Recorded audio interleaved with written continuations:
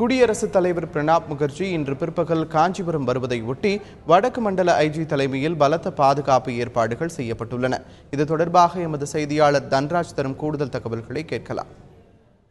இந்திய குடியரசுத் தலைவர் பிரணாப் முகர்ஜி அவர்கள் இன்று மதியம் காஞ்சிபுரம் வருகை தருகிறார். அதற்காக பல்வேறு சிறப்பான ஏற்பாடுகள் செய்யப்பட்டிருக்கிறது. டெல்லியில் இருந்து புறப்பட்டு அரக்கோணம் INS ராஜாளி விமான தளத்துக்கு வந்து இறங்கும் பிரணாப் முகர்ஜி அவர்கள் அங்கிருந்து குண்டு துளைக்காத கார் மூலம் சரியாக 2:20 மணி அளவில் இந்த காஞ்சிபுரம் பகுதிக்கு வந்தடைகிறார். காஞ்சிபுரத்தில் இருக்கின்ற பிரசித்தி பெற்ற காமாட்சி அம்மன் கோவிலில் பொதுமக்களுக்கு இடைஞ்சலை ஏற்படுத்தாத வகையில் சுவாமி தரிசனம் செய்கிறார். அதைத் தொடர்ந்து அங்கிருந்து கார் மூலம் திரும்பவும் சங்கரமடத்திற்கு சென்று அங்கு சங்கராச்சாரிய ஜெயேந்தர் மற்றும் விஜயேந்தரை சந்தித்து ஆசி பெறுகிறார். காஞ்சிபுரம் வடக்கு மண்டலத்தைச் சேர்ந்த ஐஜி ஸ்ரீதர் தலைமையில் கிட்டத்தட்ட 2000க்கும் மேற்பட்ட போலீசார் இந்த பகுதியில் குவிக்கப்பட்டு வழிநெடுகளும் போலீசார் கண்காணிப்பு பணியில் ஈடுபடுத்தப்பட்டிருக்கிறார்கள். சங்கராச்சாரியர் சந்தித்துவிட்டு பின்னர் INS ராஜாளி தளத்திற்கு 4 மணி அளவில் பிரணாப் முகர்ஜி அவர்கள் திரும்ப சென்று அங்கிருந்து விமானம் மூலம் டெல்லி செல்கிறார். தந்தி டிவி செய்திகளுக்காக ஒளிப்பதிவாளர் நரேஷுடன் காஞ்சிபுரத்திலிருந்து தனராஜ்.